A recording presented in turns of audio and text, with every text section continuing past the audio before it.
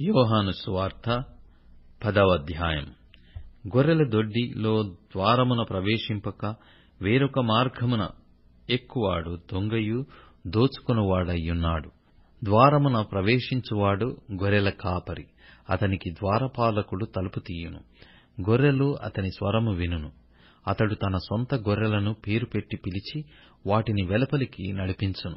మరియు అతడు తన సొంత గొర్రెలనన్నింటినీ వెలుపలికి నడిపించినప్పుడెల్లా వాటికి ముందుగా నడుచును. గొర్రెలు అతని స్వరమెరుగును గనుక అవి అతనిని వెంబడించును.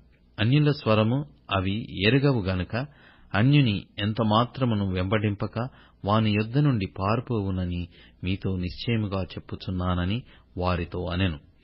ఈ సాదృశ్యము యేసు వారితో చెప్పెను గాని ఆయన తమతో చెప్పిన సంగతులెట్టివో వారు గ్రహించుకొనలేదు. కాబట్టి యేసు మరలా వారితో ఇట్లనెను. గొర్రెలు పోవు ద్వారమును నేనే. నాకు ముందు వచ్చిన వారందరూ దొంగలను దోచుకునివారునయ్యున్నారు. గొర్రెలు వారి స్వరము వినలేదు.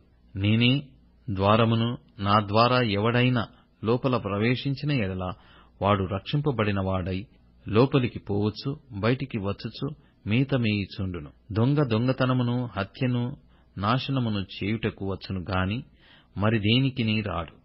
గొర్రెలకు జీవము కలుగుటకును అది సమృద్ధిగా కలుగుటకును నేను వచ్చితినని మీతో నిశ్చయముగా చెప్పుచున్నాను.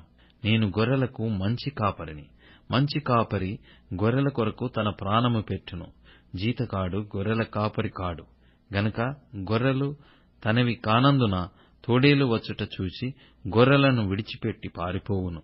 తోడేలు ఆ గొర్రెలను పట్టి చెదరగొట్టును. జీతగాడు జీతగాడే గనుక గొర్రెలను గూర్చి లక్ష్యము చేయక పారిపోవును. నేను గొర్రెల మంచి కాపరిని. తండ్రి నన్ను ఎలాగున ఎరుగునో, నేను తండ్రిని ఎలాగు ఎరుగుదునో అలాగే నేను నా గొర్రెలను ఎరుగుదును. నా గొర్రెలు నన్ను ఎరుగును. మరియు గొర్రెల కొరకు నా ప్రాణము పెట్టుచున్నాను. ఈ దొడ్డివి కాని వేరే గొర్రెలు నాకు కలవు. వాటిని కూడా నేను తోడుకొని రావలెను. అవి నా స్వరము వినును. అప్పుడు మంద ఒకటియు గొర్రెల కాపరి ఒక్కడును అగును.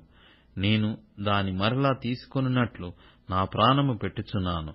ఇందువలననే నా తండ్రి నన్ను ప్రేమించుచున్నాడు.